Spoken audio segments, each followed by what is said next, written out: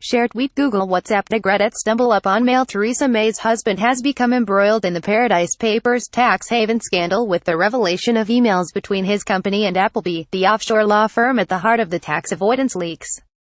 Private I have seen correspondence between Capital Group, where Philip May works, and Appleby, whose stolen Paradise Papers documents have unearthed how the world's elite squirrel away investments in offshore tax havens, depriving countries of tax revenue that would pay for policing, hospitals, schools, defense, housing in the face of biting austerity.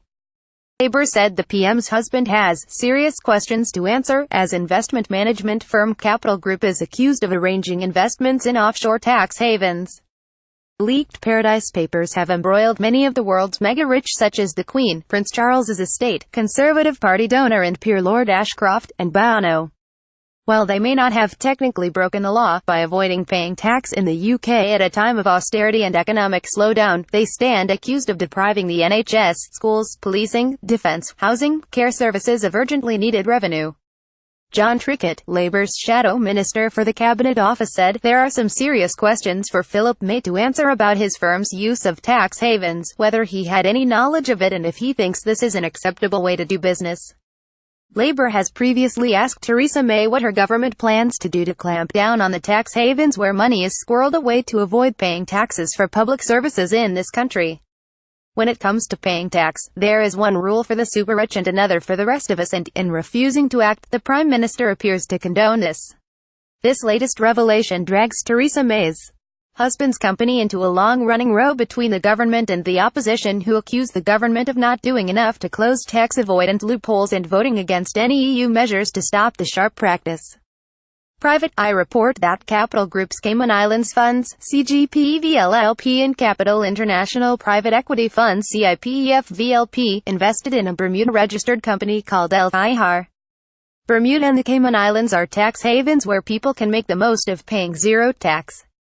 A Number 10 spokesperson has said that Mr. May, who works for Capital Group as a relationship manager, works in retirement solutions, not offshore investments. Neither the Prime Minister nor Mr. May have any direct offshore investments, Number 10 insisted last week. Their investments have been declared to the Cabinet Office and are held in a blind trust. A blind trust is a way of distancing the couple from decisions to do with their personal investments. Related, McDonnell Labour will end the era of government turning a blind eye to tax avoidance when in 5 Brits trapped in working poverty. Schoolmate of Theresa May now nurse blasts PM for forcing NHS nurses to food banks. Ex-nurses living in car and eating dog food due to cuts in her disability benefits. It may worry you that much of our main press is increasingly reporting with a strong right-wing bias. Most of our media is owned by a handful of offshore billionaires with personal agendas. More worrying is the staggering decline in independent, investigative journalism. It costs a lot to produce. So many publications facing an uncertain future can no longer fund it. With nobody to hold the rich and powerful to account, or report on the issues that don't fit with the main narrative, your help is needed. You can help support free, independent journalism for as little as 50p. Every penny we collect from donations supports vital investigative journalism. Share tweet Google WhatsApp to Reddit stumble upon mail.